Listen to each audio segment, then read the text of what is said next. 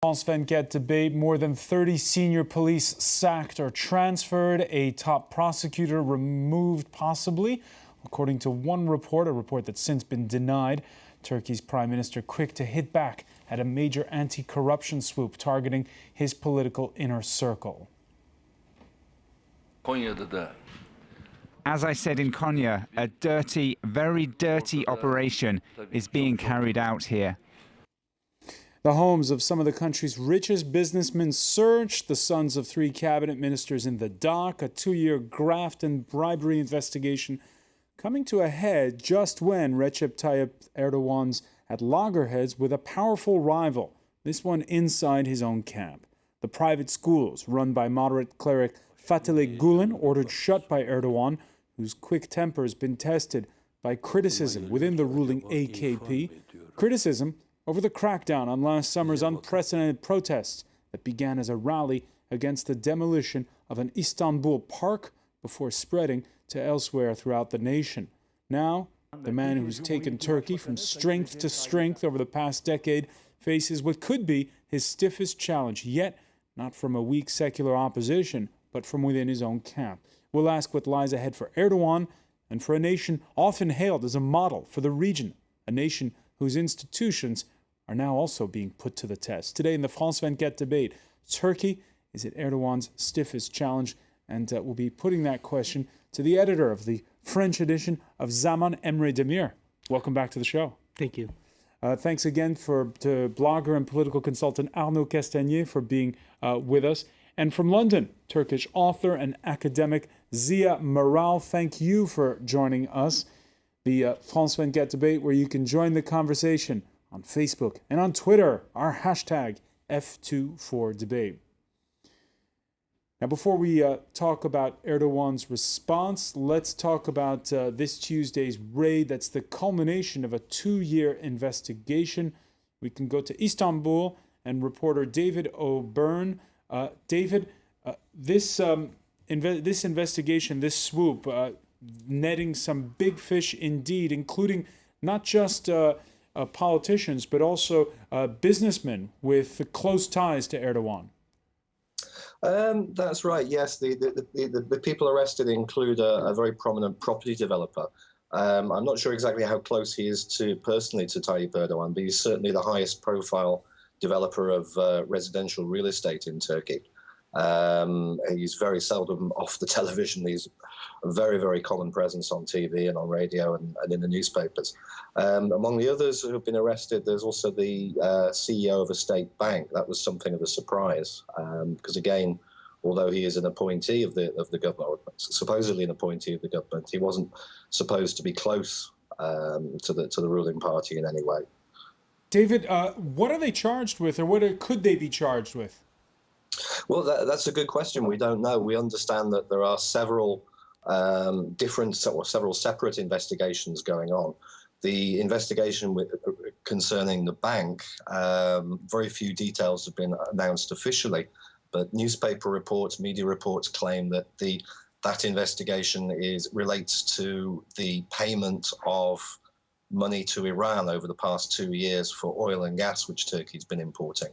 And there have been persistent allegations that the bank or certain state officials were involved in buying gold bullion in order to make the payment to Iran, which was in breach of the US sanctions. Turkey is allowed to import oil and gas from Iran, but it isn't allowed to pay for them in either hard currency or gold.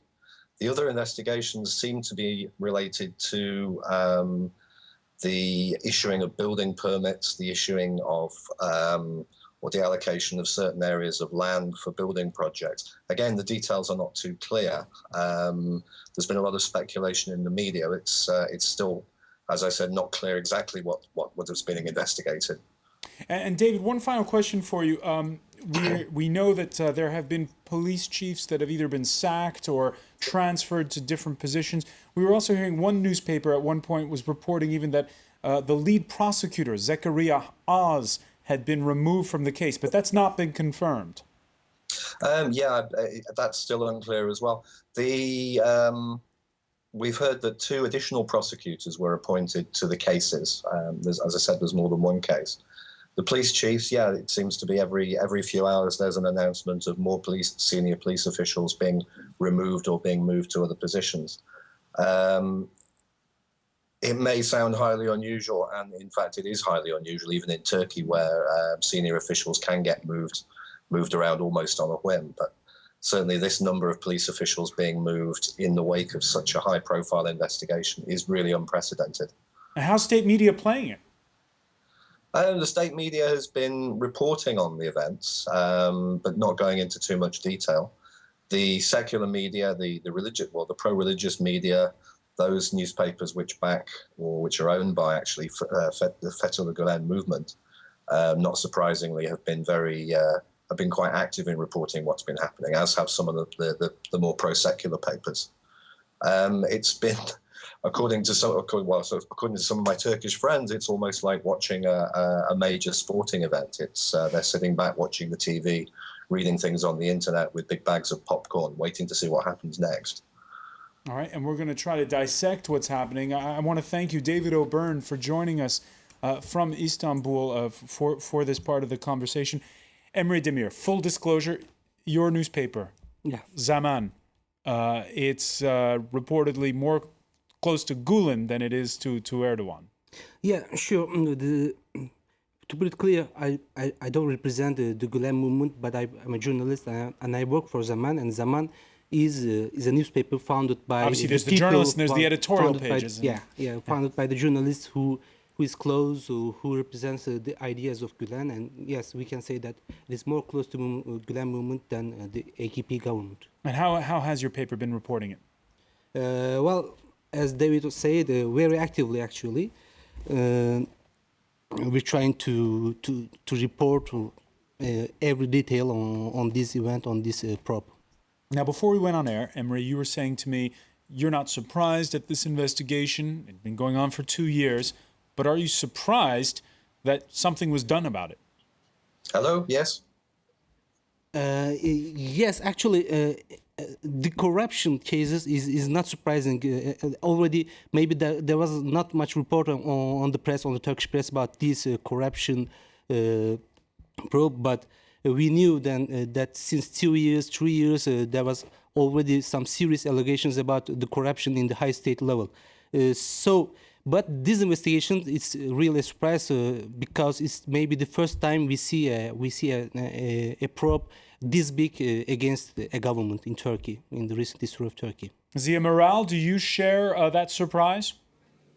Well, I am surprised in the sense that this investigation, as Emre suggested, for the first time in Turkish history, touches this many cabinet ministers in a single related investigation. At the same time, corruption is not necessarily, sadly, a new phenomenon in Turkey. And there's been a lot of improvement on that all across state structures and private sector over the last 10 years. However, because of the economic boom and particularly construction craze, as well as the issue of Iran and how Turkish financial structures as well as markets offer a way out of Iran, not only just to buy gold so that it can use it and to bypass financial regulations, but also to set up facade companies, to set up to bypass other sanctions, has been a concern. So it was a matter of time for some of these things to actually come to a light. But of course, then the debate is whether or not this is related to the upcoming elections in Turkey and thus the political moment of the investigation. I was going to say, Zia, is this a sign of justice being blind and of civil servants diligently doing their job, or is this political score settling? I mean, I think one of the saddest things over the last few days has been that pretty much every column that I read started from the assumption that somehow the police or the prosecutors or the judges in Turkey are just mere political pieces on a chessboard. So I do believe that there are enough prosecutors and police officers who are dedicated to do their job. Now, that doesn't mean that there might be multiple motivations and multiple people involved in this process that might have other agendas. But let us not forget, if these allegations are correct, this is a truly worrying dynamic involving an an Iranian national who has said to be brought in hundreds of millions of US dollars into Turkey illegally in money laundering, as well as an official Turkish bank. So while as much as we can talk about the political implications of having a case like this unfolding right before the election season starts, I think the main thing that we must really not lose in that argument of political possibilities is the seriousness of the case itself. And we do not know whether the Gülen movement is actually able to orchestrate such a thing. And I think there's a lot of hype and a lot of theories, which becomes very difficult to prove. But yes, we could create more theories on reasons behind this investigation. But I am in belief that actually the content of the investigation is very serious. That should be the first conversation first. And do you think, on that point, Zia, that those who were on the sly flouting the sanctions against Iran could only do so with the complicity of Erdogan? Well, I think the figure of Prime Minister Erdogan has equally been exaggerated as an omnipresent and omnipotent sultan who can do everything he does. So not everything necessarily comes to Erdogan. However, it is very true to say that the economic agreements, both on record and off the record, between Iran and Turkey have been a point of concern. There's been a lot of talk coming from the US officials as well as from the European Union that some of the policies of the government and officials might be opening the door for Iran to use Turkey as a route, just like it uses United Arab Emirates and other countries in the region as a route to bypass sanctions. There's been worrying reports that there are some 45,000 new companies established in Turkey over the last few years that might very well be front for Iranian money laundering machinery. So to that extent, we could see that actually there have also been reports within Turkish intelligence itself and security forces drawing attention to irregularities in Halkbank as well as financial dealing relating to Iran. In fact, Zaman newspaper itself has been very critical about the involvement of Iranian actors and presence of Iranian spies in Turkey and financial actors. So we are witnessing pretty much a public unfolding of something that has already been spoken for quite some time as a major concern. Is Prime Minister Erdogan related to this directly? I doubt it very much. I don't think he's a person who would receive bribes or actually he will benefit from this personally. But it is horribly shocking that within a climate like that, Turkish ministers who have been quite promising political actors might be tempted and eventually seduced by promises of huge chunks of money that is off radar screens. Arnaud Castagnier, you agree? Yeah, I agree. It's very important because the involved ministers are not minor ones. You have the Interior Minister, you have the EU Affairs Minister, you have the Economy Minister, and the Environment Minister. So even if Erdogan may not be directly involved in the scandals, it involves his government. So it's a major challenge for him. There have been a lot of comments on the fact that the Gülen movement may be taking advantage of this situation. However, for the moment, given there are not only one investigation, you've got 3 investigations, and the investigations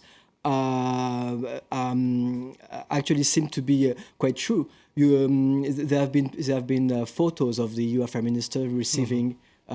Caught receiving bribes from the